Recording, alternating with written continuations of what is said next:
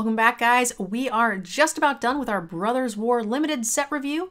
As always, Yanks is on the call with us, and we're going to be discussing all of the artifact cards today that are not associated with a specific color for Brothers War, and giving them a rating between 1 and 5. If you guys missed our multicolor and colors cards, make sure you guys go back and check those out, as well as the introduction where we go over all of the wonderful new and returning mechanics, as well as draftable archetypes. That's where all your information is going to be for Brothers War.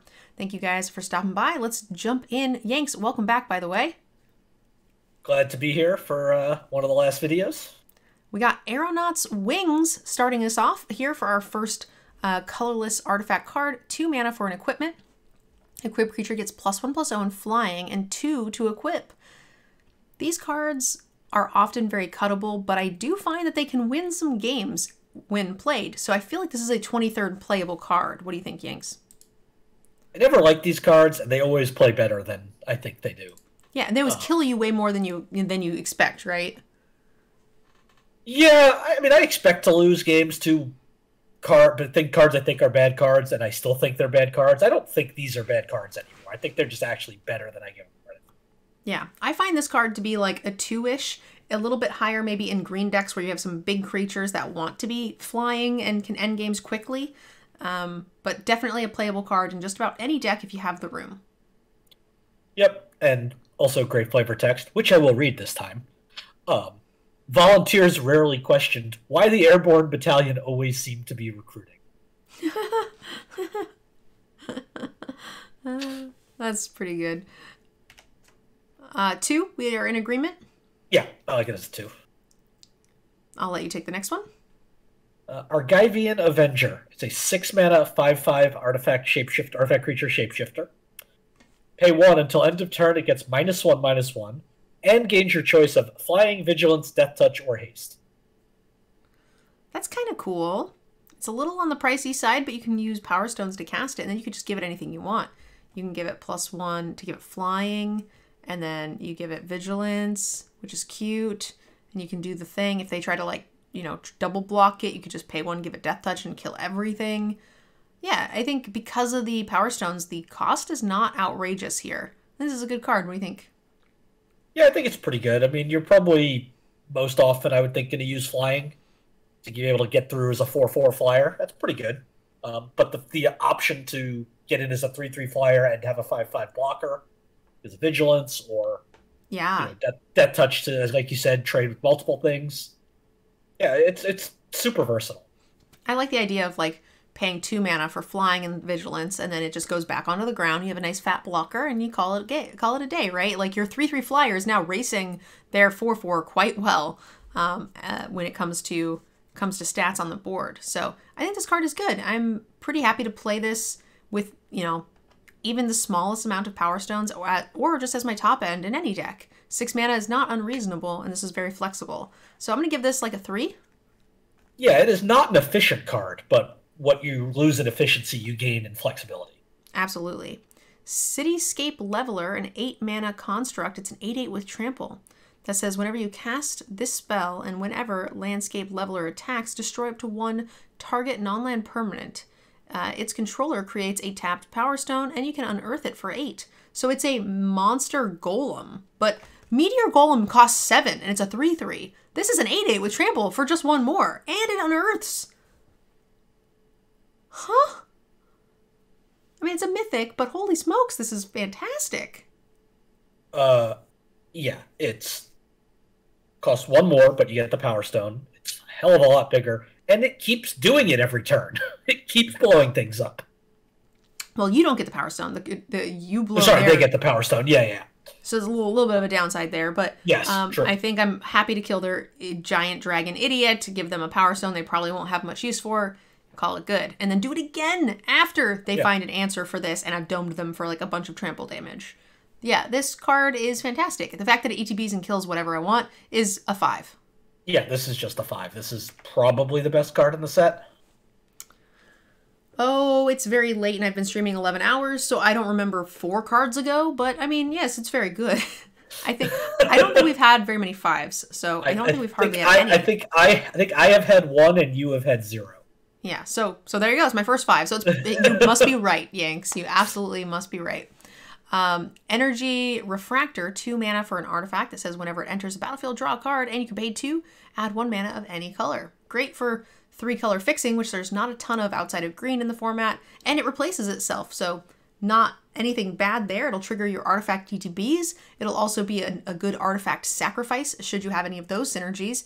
Just having free things to cycle through to also then use later as artifact fodder can be quite good. So this is probably not good in the average deck. It's a 1, but there will be decks that will want this at like a 2. Yeah, the card doesn't do anything, right? Like on its own, it pretty much does nothing. But it interacts with so many different things in the set that it probably will be worth playing. And of course, replacing itself means it's never bad. Yeah. It does filter Power Stone. Yep. At a bad rate, but... Yeah, but sometimes if you just have like 1 bomb and, some artifact synergies, you're okay with that. Yeah, and you don't really care that it's at a bad rate if your other option is you don't get to use it at all. Yep. So for me, it's a 1 for most decks, but if you want to fix, if you want artifact synergies, then it's going to be get a nice bump. But the average deck is not going to find this very exciting. Yeah, I think I'll put it at like a 1/5 just because it's never unplayable because it cycles. All right. Goblin Firebomb, 1 mana for a flash artifact. You can pay 7, sacrifice the bomb, destroy target permanent. Okay. A little expensive, but it does destroy a permanent. You can cast it for flash. 8 mana is a lot, but it also triggers your artifact ETBs. There's also artifact recursion in the set. So not unplayable, but nothing exciting. I just paid 8 mana to get an 8/8 that kept destroying things. I know. I'm sorry, Inks. That was a mythic. This is a common. Yes. So sometimes, you gotta throw trash at each other, which is literally in the description of Limited. It says, like, draft. Stop playing bombs and throw trash at your friends. That's, like, the, the promotional speech or promotional phrase of Limited. Plus, this card's flavor text is attributed to a goblin explosioneer, which... I don't want to be around any explosioneers. Fair enough. I think the card's playable. I think it's like a 2. Yeah. It's a cheap artifact. I like any time I can play cheap artifacts and have some recursion with them is cute. A lot of times I'll play like the 1 mana, pay 5, sack, deal 5. That card is actually quite playable. So this is a 7 and kill anything, not just creatures. So it's got a little bit of flexibility there built in, and with Power Stones, it's not going to be as hard to activate as you might think. So this is probably going to be quite playable for that 2 to 2/5 range for removal if you need it. Agreed. All right, we have a Levitating Statue, 2 mana flying artifact. Whenever you cast a non-creature spell, put a +1/+1 counter on it, and you can pay 2. It becomes a 1/1 creature until end of turn. Okay, so it gets bigger over time. I do like that. A lot of times these sorts of cards are unplayable just because they're 3/3s. They stay 3/3s and you have to keep mana sinking into them. This has evasion, and it also is just going to be a 2/2. It's going to be a 3/3. It's going to be a 4/4, and you only need to activate it when you have like the time and energy to do so. It's an artifact, triggers some stuff, can be recurred. I don't love it, but I think it's very playable. Yeah, I like this card. It's relatively cheap activation at only 2 mana. Because a lot of them are base like 3/3s. You have to pay more to activate a lot of times. Yeah, I like this card. Also, like just having flying on a non-creature looks funny. It does, yeah. So for the most part, I think this is probably in the neighborhood of, because artifacts and stuff like that will help this along. But, the activation is annoying. I give it a lot of credit for building over time. I think it's probably like still only a 2 for me. Yeah, I think it's a 2, and it's worth more in the probably blue-red decks and black-white decks. For different reasons. Blue-red likely to get more triggers, black-white because you want things that are 3 CMC or less. Fair enough. We have Liberator, Urza's Battle Thopter, 3 mana for a legendary artifact Thopter with flash and flying.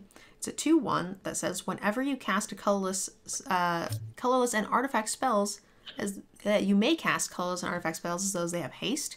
Whenever you cast a spell, if the amount of mana spent to cast the spell is greater than Liberator's power, put a +1/+1 counter on it. Whenever you cast a spell, any spell, creature, whatever, sorcery, instant, artifact, whatever, great. This is going to get huge. For people just listening, you may cast them as though they had flash. Didn't I go back and say it right? You said as though they had haste. I said it wrong, and then I reset it, and I said it wrong again. It's getting very late. I'm sorry, chat. Yes, it is. I'm sorry, viewers on YouTube. This is hour 11 of the stream, so things are going to start getting a little fuzzy in my brain. The other night, I tried to fill out a form and write my social security number, and I wrote my DCI number. That's pretty great. Okay. Yeah, this is going to get big very quickly, and for only 3 mana, and it's flash flying. So, yes, I like this. This is like a 4. Yep, it triggers those white-black triggers for 3 CMC or less creature, and does it in a way that you're going to end up with something bigger, so... yeah, I like it. All right, we have a Mine Worker, 2 mana for a 2/1 Assembly Worker. You can tap, gain a life. If you control a creature named Power Plant Worker and Tower Plant Worker, Tower Worker, you gain 3 life instead. Okay, so I'm guessing they're all going to do something, and if you have all of them, they Tron it up, and they all do something even better. So we're going to have Tron artifacts instead of Tron lands. I get a cookie if I assemble it, right? Yeah, I'm just automatically giving all 3 of these ones because screw Tron. Yeah, I'm gonna play this. It's a 2 mana 2/1 that also gains life when you don't do a thing, so it's probably on its own fine enough for me to play. It's a 2. It's gonna be filler when you need 2 drops, but yeah, there are a couple things in this set that interact with assembly workers as well. Okay, not many, but a couple. Yeah, I mean, it's just going to gain you some life. It's fine. Once your 2-drop gets bricked, I like the idea of just end turn gaining some life. We didn't see gain life triggers in the set, but that's okay with me. I will let you take this one. It's a 2. Portal to Phyrexia, a 9 mana artifact. When Portal to Phyrexia enters the battlefield, each opponent sacrifices 3 creatures. At the beginning of your upkeep, put target creature card from a graveyard onto the battlefield under your control. It's a Phyrexian in addition to its other types. So first of all, in 2HG, this is your opponent sacrifice 6 creatures, which is nice. This card is very expensive, but it's very powerful. Oh, I just built a new deck that this is going in. I'm so excited. It's 9 mana. That's an odd number. And you know what works really well with odd numbers? My commander, whose name I forgot. What is it called? You're asking the wrong person. Chat, help me. What was it? Yanks, help me. Or not Yanks, HG, the other person who knows everything. Not Obosh. Good guess. It's a flyer. Colors. It's a 3/5. It's an Esper 3/5 flyer that when it attacks, it looks at the top card. If it's odd, it puts it into play. It's some sort of sphinxy thing. Yannette! Thank you, rough one. This is going in my Yannette deck. I hope this isn't too expensive because I would like to purchase this card. Holy shit! I'm going to Yannette this into play and it's going to be awesome! Okay, I'm done. Zen. Okay, get back to it. Yes, with Power Stones, Yanks, will be quite easy to play. I think it is still quite valuable, and you get to have some reoccurring value every time, and I am calm and professional.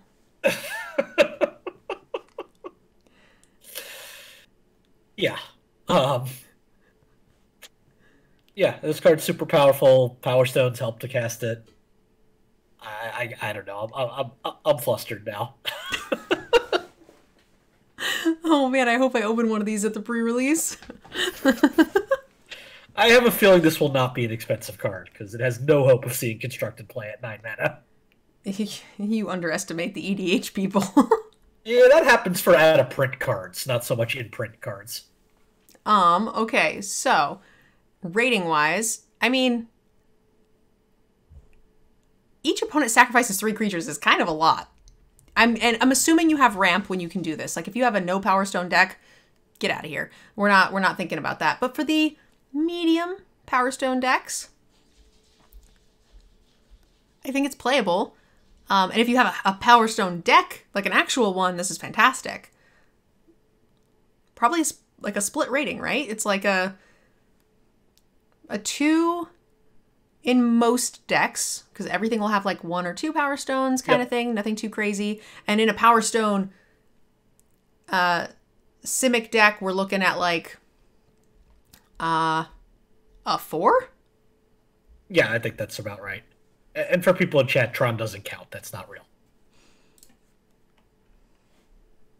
So yeah, it's a 2 or a 4, depending on the number of Power Stones that you have and how quickly you can reliably get to 9 mana. I guess if you could be like the Golgari with like some of the mana dorks, if you can really get in there with those, that's cool too. I would definitely give it a nice little bump for that. Let's go ahead and move on to the Power Plant Worker. We get story time? Story time for Yanette's best friend. So, the Might Stone and Weak Stone that caused this rift between the brothers was sitting in the caves of Colorless, and this is actually, some of the story comes from a different book called The Thran, which was a prequel set 5,000 years before, as the flavor text on this card indicates, where the portal to Phyrexia was sealed by this Power Stone that had absorbed the sort of personality and spark of a guy named Glacian, who had a latent Planeswalker spark that never sparked.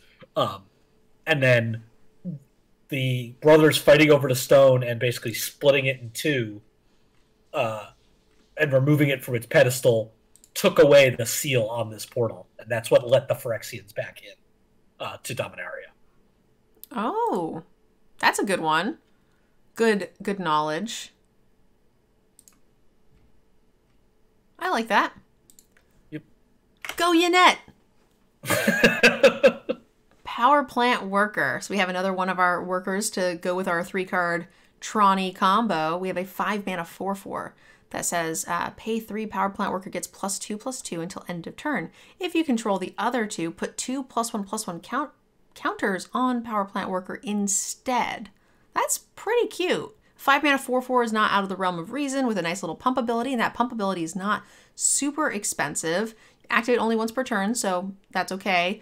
You can't just like Power Stone into a massive thing, but yeah, I like this card well enough. It's a filler sort of creature on its own, but if you can Tron it up, which I'm happy to do, I think this is good. If you're going to make these Tron things, at least make them do Tron things.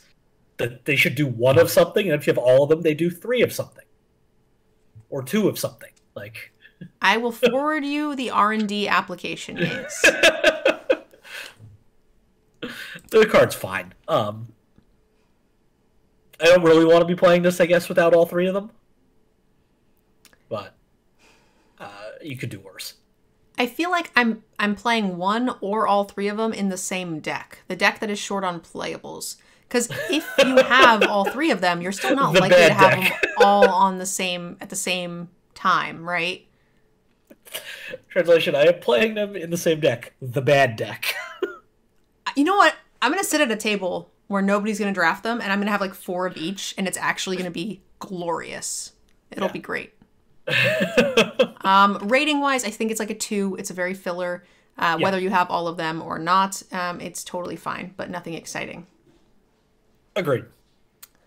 Reconstructed Thopter. We have a 3-mana Thopter creature with flying and unearth. It's a 3-mana 2/1 flyer, which is a pretty normal rate for us to see on an artifact creature like this. And the unearth ability is very reasonable at 2 mana. You can go ahead and sacrifice it to other things, get in some chip damage, do whatever you need to do with that. I think that's fine if you have some artifact triggers. It can block, which normally a lot of the time these 2/1 flyers for 3 can't. I think it's like a 3 or 2/5 because of the like synergies with artifacts. Yeah, I don't love the synergies with artifacts are what makes this better. I don't really love Unearth on this because it's just basically shock, like to the face. I do like that it's one of the cheaper Unearths, which synergizes well with the abilities to sacrifice and do things, which is cool. Yeah, I think you need something like that or the artifact triggers to want to play this card, really. Yeah. But there's a lot of them. What are you thinking rating wise? This is a 2.5, like you. And another quick story time here. All right. Two brothers at Takacia's camp, dig site, found these remnants of an ornithopter. And this is supposed to be the thopter that they reconstructed. And they went on a flight, and as the flavor text says, from above, the brothers noticed strange glyphs etched into the desert sand. And they figured out that those glyphs were basically a map pointing to what ended up being the caves of Colorless, where, as we saw a couple cards ago, the portal for Phyrexia was. And while they were up above, they got attacked by the rock. On the trip to those, the second trip to those, the area the glyphs was pointing to, they got attacked by the rock. I pay attention. Yep. All right. Moving on here. We have a Slagstone Refinery, 4 mana for an artifact that says, when the refinery or another non-token artifact you control is put into a graveyard from the battlefield, or is put into exile from the battlefield, create a tapped Power Stone. So this is a nice little bonus that you get when you are unearthing things or sacrificing things or whatever. So that's neat. I don't know if I'm willing to pay a whole card on it unless I've got a ton of synergy. And even if I have a ton of synergy, do I want a ton of Power Stones? I need to have payoffs for those Power Stones. Probably not going to see a ton of play from me. Yeah, I don't think this card is playable. Great. We are in agreement. It is a doesn't 1. do anything. All right, we have a Spectrum Sentinel, 1 mana for a 1/2 protection from multicolor. Whenever a non-basic land enters the battlefield under an opponent's control, you gain 1 life. It's a soldier, so it's a relevant creature type, but I think the rest of the text is pretty medium. There's not going to be a lot of lands in this set. We have a couple rare land cycles, but not a lot. There's no, like, if this non-basic land had been in the last set, where people were playing a ton of domain decks and crazy things, great. It's a 1 mana soldier. If you don't want those in your deck, you probably don't want this in your deck. Yeah, this is kind of like some of the other cards we've seen, where if you have a whole bunch of different things that synergize with it, great, but without them, you're just not playing this card. I will say I think this is built a little bit more for constructed because of the non-basic land, which is very relevant. But also we've seen a Lord in this set that's at rare, and also a Lord in the previous set, which was at rare, that did some crazy stuff.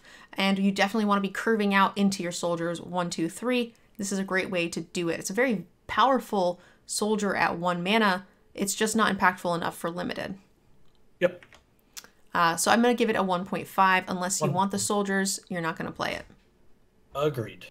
All right, the Stasis Coffin, a 3 mana legendary artifact. For 2, you can tap and exile the Stasis Coffin. You gain protection from everything until your next turn. Huh. I don't usually like cards like this because it just usually means you die the next turn. Yeah. I don't think this card is actually good.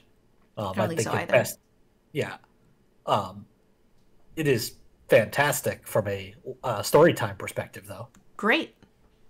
So, Tawnos, Urza's apprentice, was trying to figure out a solution to believing that they would win, what to do with Mishra when they won, because he did not believe that Urza could bring himself to kill his brother. And he developed this device, this coffin, that would basically... Wait. He didn't believe he would be able to kill his brother, even though we're fairly sure that Urza knew that Mishra impregnated his wife? I don't believe Urza knew that. I mean, it looked like Mishra. Yeah, but the line in the book is it looks like your father. Okay. If you guys didn't see the story time for this, we're talking about the multicolor part. Then go back and look at that video. We've been doing all of this in a row. Continue, story time. So he built this as a solution, what he thought, which was to basically imprison him in this stasis coffin. What ended up happening was, obviously, Mishra had basically merged with the Dragon Engine at this point. Was not redeemable.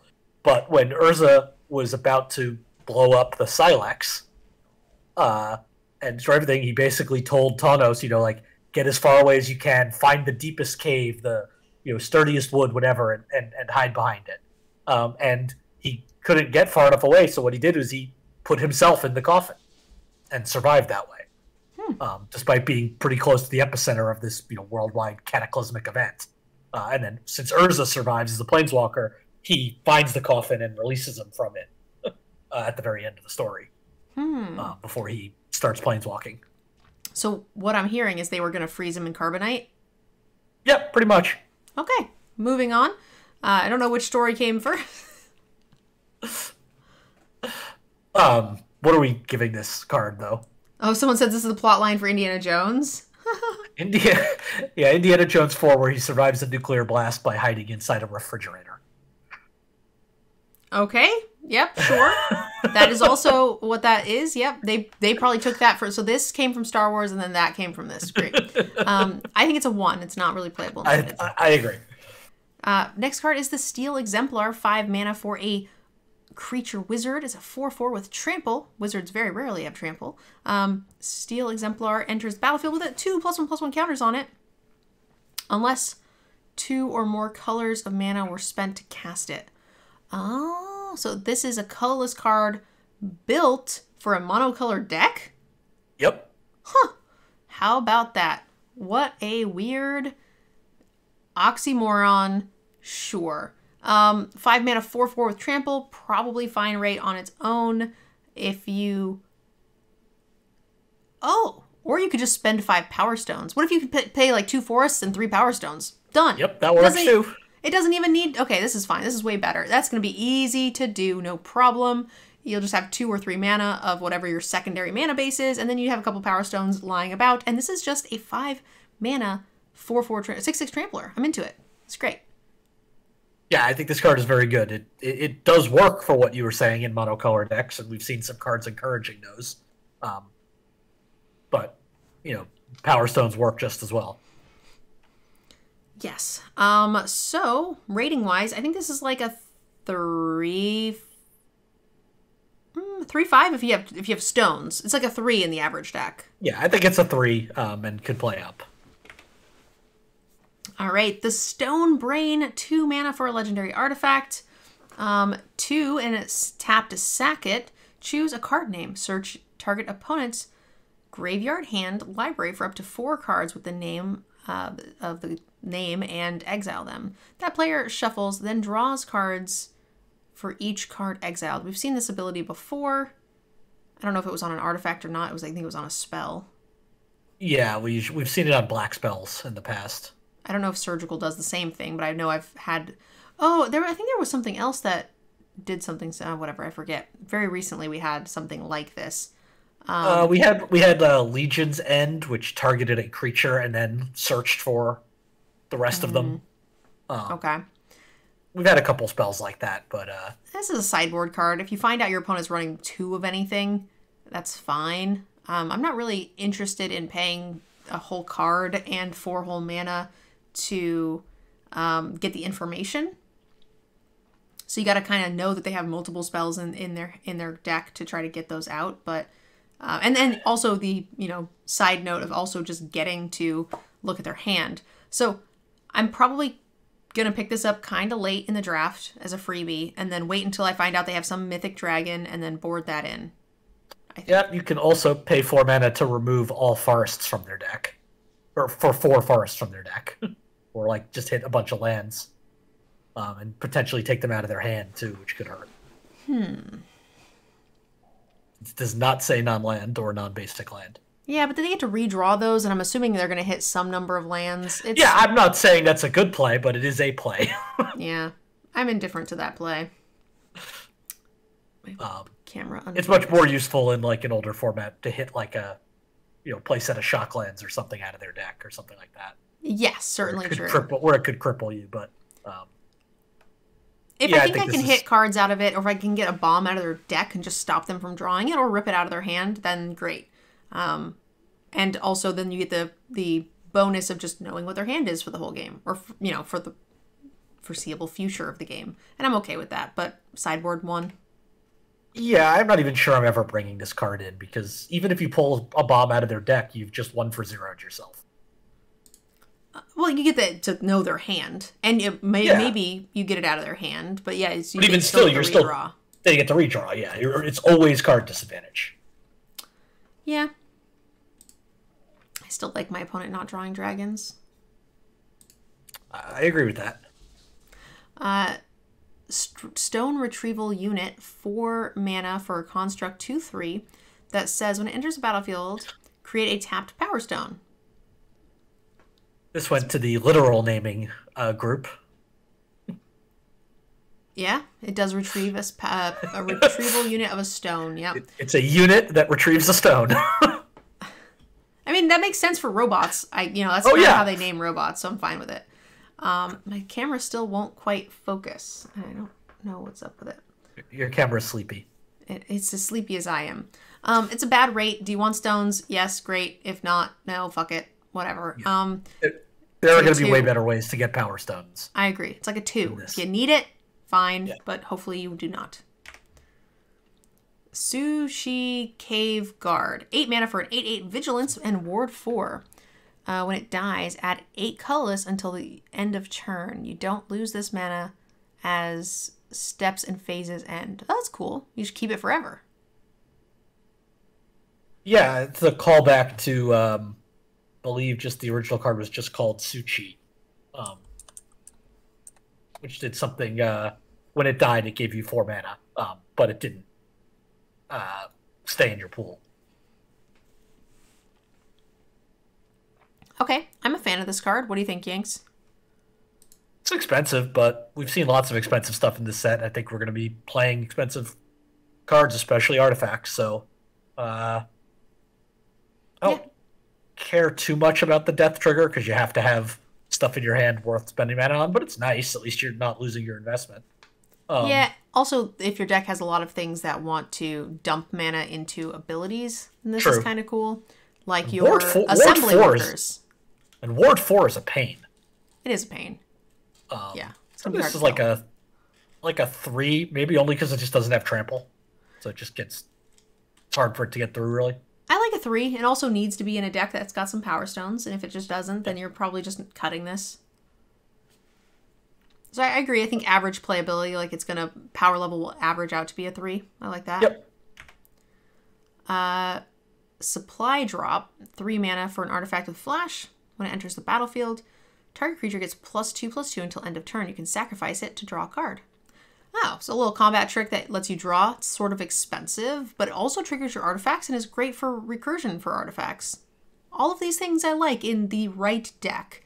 In the average deck, it's kind of an expensive combat trick and then kind of expensive to draw a card. It does do a lot for one card, but it's a little pricey, so I think it's like filler too. Yeah, I think it's 2. And it's going to be an easily cuttable.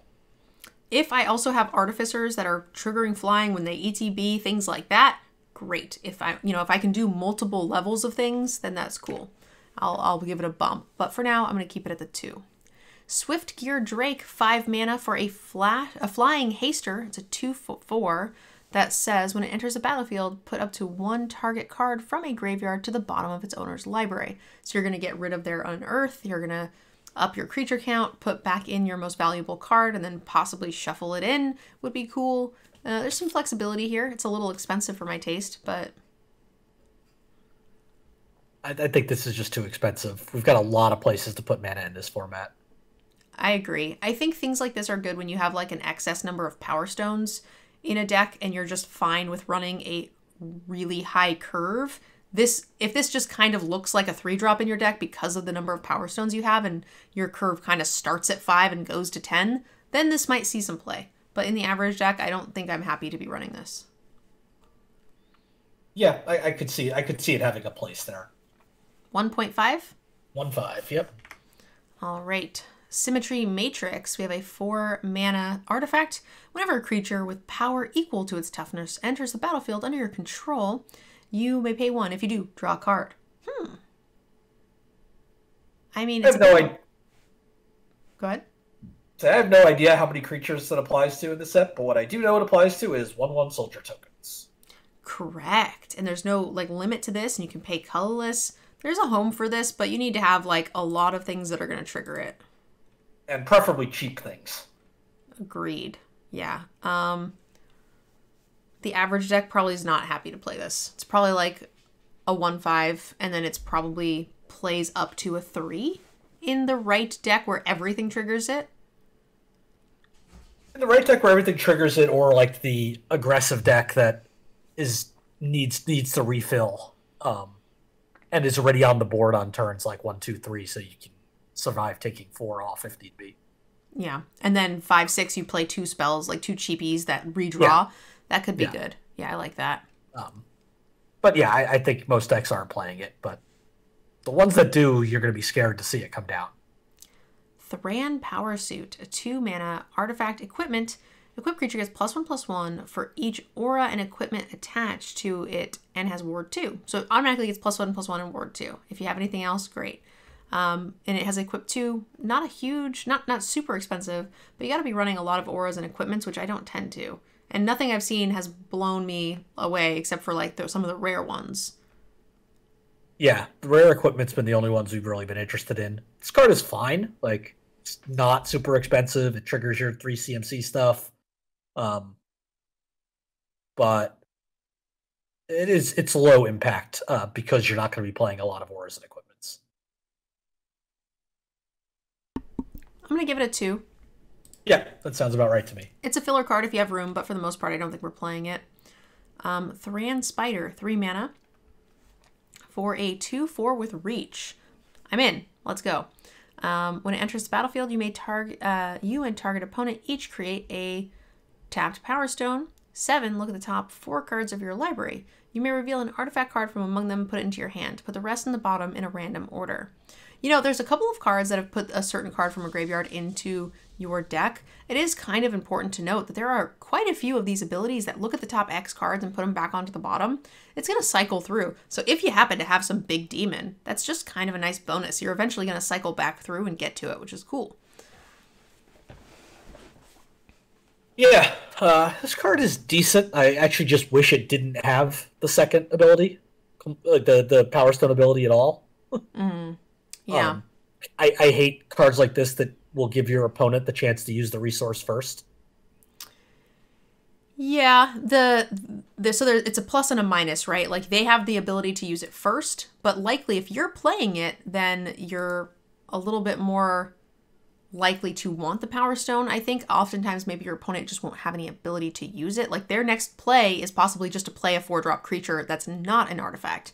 So this one is a little less, I agree with you when it comes to like extra mana or drawing cards. They always have that ability first. It, helps them. But this one is a little bit more situational, so it doesn't bother me quite as much. Yeah, I think it's also situational though in that we know from looking at some of these decks or archetypes that if I'm playing against red-black and this is my 3-drop, I'm not very happy. I'm playing against blue-green, same thing. Yeah. I mean, you might also be in those things, and I think this is above rate creature, so there's something to be said for that. That also gives you card advantage in the late game. Yeah, I think the card is good. I just don't like that part of it. And I think it's still good despite that. Yeah. My rating is, it's a little on the slow side, so I'm hesitant to give it super high, but I think it's quite good.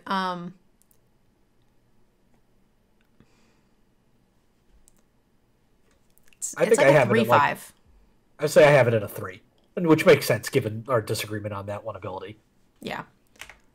Okay. So about a half point off there. Tower Worker. This is a 1/3 for 3 with reach. It's a little on the pricey side. You can pay 1, tap, add a colorless. If you have all 3, add 3 instead. So this is what the Tron thing should have been doing. It is a little pricey. I think it's cute that it's like cleaning the windows. Yeah, I do like that. It's like a little derpy dude, just like pew, pew. Howdy, miss. I don't love it. It's a little expensive. It's a 1/3 reach. It's gonna kind of brick some soldiers, block well. If you need some ramp to help get you into sort of the more expensive cards, then great. And again, I'm not putting any stock into this whole Tron thing. If you have all 3, cool. If you assemble it, you get a cookie. But most likely, if you're playing one, you don't really care. Do you think it'll work in Limited the way it does in Constructed, where if you're playing it, you just always have it in your opening hand? I mean, that's the way it works in Constructed, so I just assumed you automatically get them. like companions. You just automatically get them in your hand. It's fair. Um, Here's the thing, though. If you're playing these and you're not expecting to get them all, that means your deck kind of sucks. Yes. Which means if you have them all three in your opening hand, like, that's still not great. The rest of your board's going to be kind of poopy. So. Agreed. And I'm not saying I'm not going to play these. Like, some percentage of my decks are always just kind of poopy.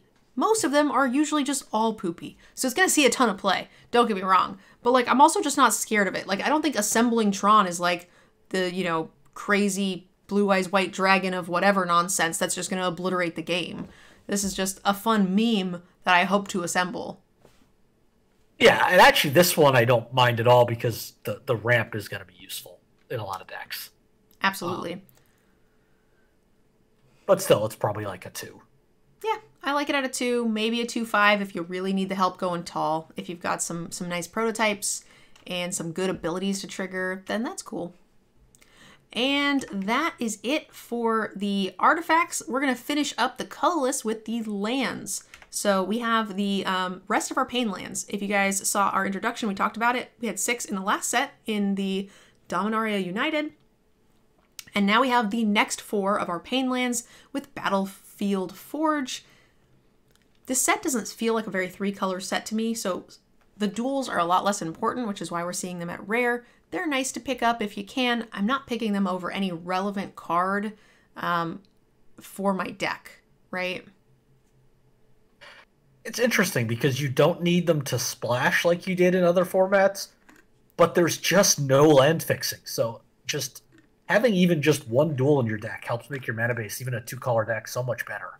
But you can't rely on getting them in rare, but so I almost find them a little like more valuable, but in a different way. So I don't mind in a 2-color deck. If I'm not splashing, I'm okay to just go no fixing. I would like one, yes, but I'm probably taking any card that's like a 3 rated or higher over it. Yeah, I probably have this right around a 3, but it's a little misleading because I would take 3 rated playables over it as well. I have it at a 2-5 personally. I usually put these sorts of lands there if fixing is at a premium, and this was be premium removal, like it lets you scry and do some cool stuff. Or I love lands that like let you sack and do things later when you no longer need them. That's where I really start to value lands. But yeah, I'm okay to just raw dog a two-color deck. I'll just take a removal spell, thanks. Unless I want the 20 gems, but then that's cool. Yeah, 2-5 for me. Pick them up when you can. Pick them up cheap. Don't, in a 2-color deck, I would not sacrifice the quality of the cards in my deck outside of that. Blast Zone, we have a land that says Blast Zone enters with a charge counter. You can pay 1 and tap for a colorless, or XX, put a charge counter, and put that many charge counters on it for XX. And for 3, you can tap, sack, and destroy non-land permanents with mana value equal to the number of charge counters on Blast Zone. So it's not or under, right? So it's not like board clear. You gotta very strategically get 2 for 1 here, but it's on a land that already kind of produces colorless. So in a 2-color deck, you can afford to do this. And then you could just target removal one thing, and that feels pretty good. Yeah, it's very slow to do that. And a lot of, you might get into a situation where you're targeting one thing and then you really need to kill something else, but you've already gotten too many counters on it. It's fine. It's an upside on a utility land that if your mana is fine, otherwise you could stick in your deck, but I'm not taking this over really much of anything. Yeah, I agree. I think this is like a 2-5. I'm taking it over, some borderline playables, like my vanilla 2-3s for 3, things like that. And I'm going to put it in any deck that doesn't have a super stressed mana base. Anytime I'm not 3 colors, anytime I don't have like a ton of double or triple colored spells, then yeah, this is fine to toss in just about anything. And that's what I actually like about it. That makes it good in the average deck because it goes into so many things. You don't need anything too crazy to make this work. So 2-5, yeah. I think it's the same. I think it can go in the average deck. I'm not sure it's really ever good. It's like average in the average deck. Yeah, even if just late game, I'm just blowing up like a 3-3. once I no longer need the land, that feels fine to me.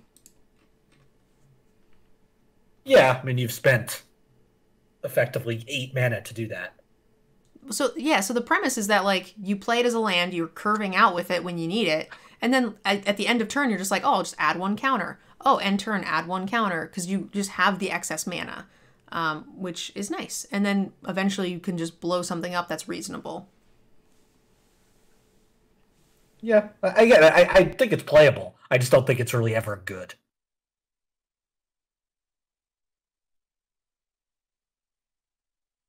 So what was your rating on it? I have it as the same as you, actually, as a 2/5, but that's lower than these other lands for me. Oh, yeah, that's fair. Whereas it's the same for you. All right, a brushland, our other pain. And now we have a demolition field. We have a land that taps for a colorless. You can pay 2, sacrifice it, destroy target non-basic land an opponent controls. That land's controller may search their library for a basic land card, put it onto the battlefield. You may search your library for basic land. Okay, so it's just a new take on Field of Ruin. Field of Ruin, yes. Which is not super relevant and limited. We don't care at all about this. And this is a 1. I'm not going to put a colorless mana in here for anything. But I will happily kill some stupid creature lands from whatever that stupid creature land set is. Which one is AFR? AFR? There is that the one? We're still playing with AFR? Like Hall of the Storm Giants and stuff? Yeah. Yeah, I think that's AFR. Great. Evolving Wilds. Evolving Wilds are always fantastic for splashing and thinning. I'll play 1 Evolving Wilds in a 2-color deck too, just because I don't mind. It's fine. Yeah, and especially in this set where there are no common duels. Or even uncommon duels. So if you have any sort of desire to splash, this will be premium for you. If you're in the 2-color deck like this format suggests, or the monocolor deck, which also it suggests, then this is not at all worth it. But if you find a rare you want to put in the deck, you should pick this up like you'll never find them again, because you probably won't. So yeah, it's like a split card probably. Pretty irrelevant in a good chunk of decks, but fine to play. So it's like a 2. And then it'll be a hot commodity for some of you who have some big bombs of other colors. Yeah, I mean, I've just got this at the same spot as the Pain lands. Yeah, I think it averages there. I'm going to put it a little lower. It's like a 2/5 for me. Yeah, average. Here is not a Pain land. So Fortified Beachhead says, it enters the battlefield, you may reveal a soldier card from your hand, correct colors. Fortified Beachhead enters the battlefield tapped unless you revealed a soldier in this way. It creates either or, and pay 5. Soldiers get +1/+1 till end of turn, 5 and tap. Ooh. Okay, we get it, Wizards. You want soldiers to be good. I want soldiers to be good. I like this card. They're just absolutely getting beaten over the head with the fact that they want this to be good. I like it, and I'm going to play it. This is fantastic. It's going to vary, obviously, on the number of soldiers that you have, but this format has a shit ton of them, and they are in these colors, so you're going to have enough to where this is super relevant, and I love it. Yeah. And it's, even if you don't have a lot of, I don't know how, but if you don't have a lot of soldiers and you're in blue-white, it's just a fixing. It's good fixing. Yeah, it really is. You're going to probably be able to play it untapped just because of the way this format works. And then it creates either or no pain. Fantastic. Rating-wise, I love it. Even if you have a few soldiers, I don't even care. I think this is an easy 3 for me, and it's going to be a 4 in the soldier deck. Yeah, that sounds right. All right. Hall of Tagasin, whatever, taps for a colorless. You can pay 1, tap, add a mana of any color. Fantastic. You can pay 4, create a tapped Power Stone for mana sinks in the late game, or sacrifice. Ooh, this was great in Rakdos. Yes, please. This is fine in any deck. I like it. It like fixes, filters, creates Power Stones and things for you later. This is good. This is like a 3. Yeah, that sounds right to me. It's fixing, but it's slow fixing. But you've got the Power Stone bonus to make up for it. All right, Land of War Wastes. We have our Pain land moving forward. Mishra's Foundry taps for a colorless. You can pay 2, make it become a 2/2 assembly worker artifact until end of turn. It's still a land. You can pay 1, target attacking assembly worker gets +2/+2 until end of turn. Hey, this makes our big dumb idiots that we were talking about better. Yep, this is one of the couple things that interacts with assembly workers. Great. Kind of a fixed Mishra's Factory. Yeah, this is nice. I'm fine with this. Now, kind of cute. It does say attacking, so you can't like make it a creature, block, and then pump it. But yeah, you need some other things. But it's just a colorless land that becomes a 2/2. So if you're a 2-color deck that doesn't have a ton of like mana restrictions, then this is just great to play anyway. So this is probably a 2/5 in any deck. And if you've got some assembly workers, great. This is going to be huge. Yeah, it's just a free creature in your deck as long as your mana can support it. Yep. And with 1 or 2 assembly workers, it's a repeatable pump spell, which is great. Yep. We have Takasia's Dig Site, taps for a colorless. You can pay 3 and Surveil, look at the top card, and smooth those draws out, which is always nice late game. It can really help break up those board stalls. So I find this quite valuable in long games when you've got extra mana, when you've got Power Stones to just be able to dump into all of these sort of extra abilities. This is fine. I'm happy to play this. What do you think, Yanks? Yeah, it's just all going to be about whether or not you can freely support, common lands. If you can, this is great. What do you think in rating-wise? I think it's like a 2/5.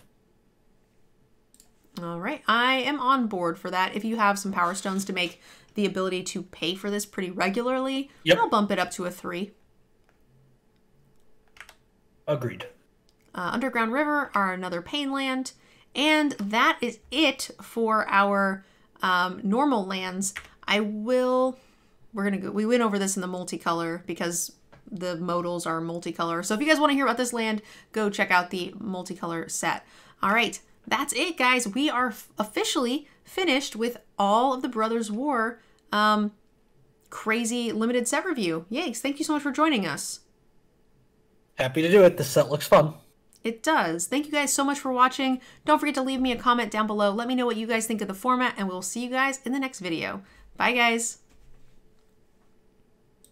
Mtgnerdgirl is proudly sponsored by CoolStuffInc.com. When you use promo code MNG5 at checkout, you'll receive a free exclusive Mtgnerdgirl Vampire token, as well as 5% off your entire order. Show your support for her content and get this free bonus by using the code MNG5.